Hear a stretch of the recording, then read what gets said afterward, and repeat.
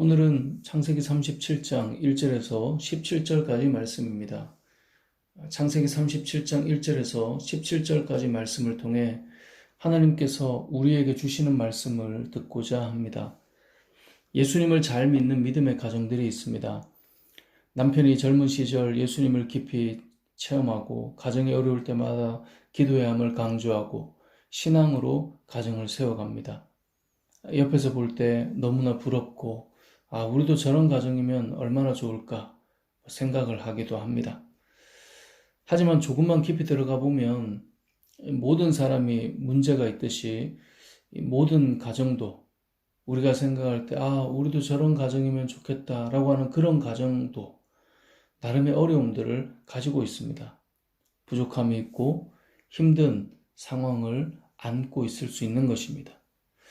오늘 본문에도 믿음의 가정이 등장합니다. 요즘으로 보자면 예수 믿는 가정이라고 할 수 있습니다. 그리고 이 가정의 속사정을 자세히 소개합니다. 누구의 가정이죠? 야곱의 가정입니다. 아버지 야곱은 형과의 갈등으로 삼촌 집으로 도망가는 과정 속에서 하나님을 만나기도 하고 환상을 보기도 합니다. 삼촌의 집에서 무려 20년의 세월을 보내며 속임당하지만 그 가운데에도 하나님의 복을 받아 부유하게 집으로 돌아가게 되었고요. 형을 만나기 전 천사와 씨름하며 하나님의 약속을 받기도 합니다. 새로운 이름을 받기도 합니다. 가정이 어려울 때는 베델로 올라가자라고 하며 자녀들과 함께 기도하러 올라가 문제를 풀어가기도 합니다. 이 가정이 우리가 잘 아는 바로 야곱의 가정이며 믿음의 가정입니다. 자녀들은 이런 아버지 야곱 아래에서 자라고 있으니 옆에서 볼 때 저 집은 참 믿음 좋은 아버지와 함께 하는 믿음의 가정이고 참 부러워 이런 집일 수 있습니다.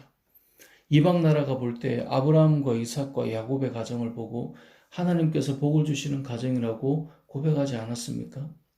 바로 오늘 그 집의 속을 자세히 보여주고 있는 겁니다. 그리고 우리는 깨닫게 됩니다. 우리 집과 다르지 않구나. 다 문제가 있구나. 다 부족하구나. 그럼 본문을 통해 야곱의 가정을 한번 볼까요? 야곱은 자녀들이 많았죠. 그런데 그 많은 자녀들 중에 야곱은 특별히 요셉을 사랑했습니다.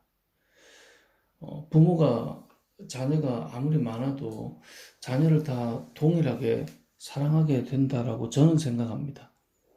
우리 집에 있는 4명의 아이를 바라보면 동일하게 다 너무너무 이쁘거든요. 근데 혹시 더 이쁜 아이가 있다 해도 부모라면 다른 아이들을 위해서 티나지 않게 해야 될 텐데 야곱은 티가 나게 사랑합니다. 그래서 3절을 보면 요셉을 위해서 특별히 채색 옷을 만들어줍니다. 이렇게 편애하는 아버지의 모습을 보는 형들은 당연히 요셉을 좋아하기 어렵죠. 4절을 한번 읽어보겠습니다. 그의 형들이 아버지가 형들보다 그를 더 사랑함을 보고 그를 미워하여 그에게 편안하게 말할 수 없었더라. 아멘. 아버지가 편애를 하니 그런 아버지도 밉겠지만 요셉이 얼마나 미웠겠습니까? 그러니 요셉에게 부드럽게 말할 수가 없는 거예요. 말의 가시가 담기는 거예요. 그래서 그에게 편안하게 말할 수가 없어요. 당연히 요셉도 힘들지 않았겠습니까? 그런데 아버지 때문에 요셉이 싫기도 하지만 사실 요셉도 한몫했음을 알 수 있습니다. 2절 말씀 하반절을 보면 요셉은 형들의 잘못을 아버지에게 말했다라고 기록합니다. 그러니까 형들의 잘못을 보고 고자질하는 거예요. 근데 이건 또 아버지가 요셉에게 시키고 물었던 원인도 있을 것입니다. 12절 이하의 말씀을 통해서 알 수 있는 것이 형들이 양을 잘 치고 있는지 살펴보고 돌아와서 말해달라는 거예요. 그러니까 요셉이 아버지와 어떤 관계고 또 그런 역할을 했는지를 보여줘요. 그러니까 아무튼 형들은 아버지에게 딱 붙어서 자신의 행동들을 말해주는 요셉이 미웠을 거예요. 그리고 내일 본문에도 나오지만 이 요셉이 그 형들을 살피러 갈 때 채색 옷을 입고 다녔어요. 그러니까 아버지가 준 옷을 형들 보기에 미안하니까 그 옷을 좀 넣어두고 이러면 좋겠는데 또 그 옷을 입고 다녀요. 그러니 형들에게 이 요셉은 참 얄미운 존재였을 수 있습니다. 뿐만 아니라 형들이 미워하는 그 미움의 마음에 불을 더 붙이는 일이 일어나는데 요셉이 꿈을 꿨던 이야기 때문입니다. 꿈을 꾸고 그것을 형들에게 찾아가서 다 말을 합니다. 그래서 5절에 보면 요셉이 꿈을 꾸고 자기 형들에게 말하며 그들이 그를 더욱 미워했다라고 말하고요. 8절에도 보면 그의 형들이 그에게 이르되 내가 참으로 우리의 왕이 되겠느냐 참으로 우리를 다스리게 되겠느냐 하고 그의 꿈과 그의 말로 말미암아 그를 더욱 미워하더니라고 말씀합니다. 너무너무 싫은 거예요.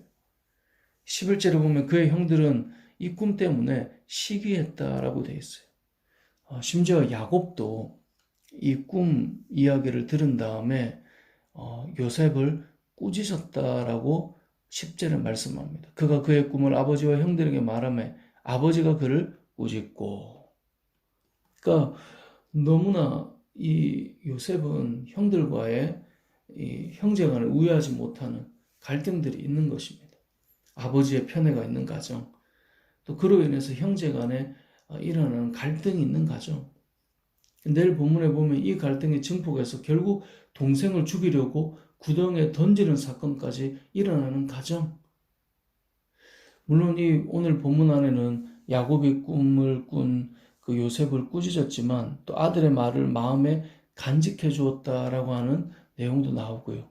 또 14절에서 요셉이 형들이 잘 있는지 어떻게 양을 치는지 보고 오라는 그 아버지 야곱의 말을 듣고 이렇게 세겜으로 갔다가 거기 형들이 없자 무려 20km나 더 가서 이 도단까지, 그래서 끝까지 성실하게 그가 아버지께서 맡긴 일을 감당하는 그 요셉의 모습이 나오기도 합니다.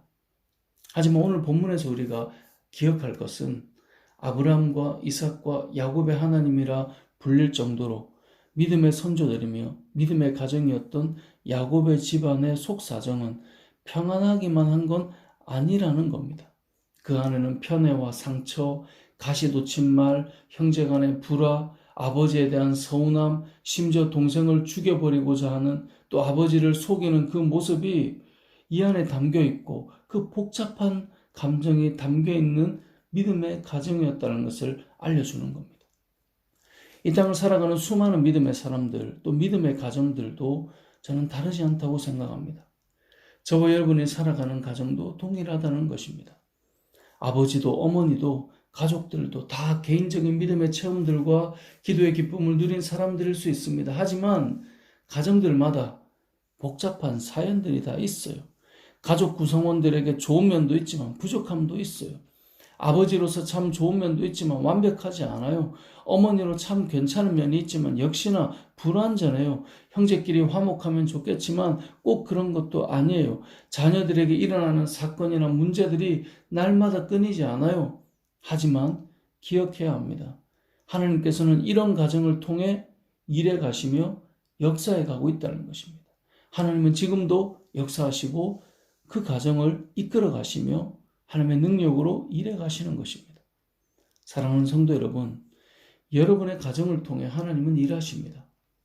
여러분의 가정은 이웃이나 같이 믿는 지체들에게 말할 수 없는 어떤 부끄러움이나 또 상처나 아픔들을 가지고 있을 수 있습니다.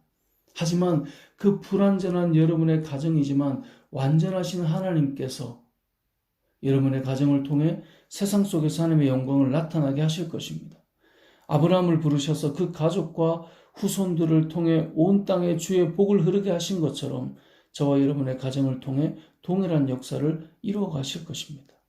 사연이 많고 부족한 많은 우리의 가정이지만 하나님이 주인 되시고 인도해 가신다면 그것으로 충분한 것입니다. 때로는 불완전하고 때로는 부족할 수 있지만 그러한 여러분의 가정을 통하여서 하나님의 복음과 또 하나님의 복음을 이웃과 세상에 흐르게 하신다는 사실을 믿으시고 그러한 믿음의 가정으로 세워지길 오늘 하루도 기도하며 그 가운데 하나님께서 여러분을 통해 여러분의 가정을 통해 주님의 이름이 나타나는 은혜가 있기를 주님의 이름으로 축복합니다. 아멘.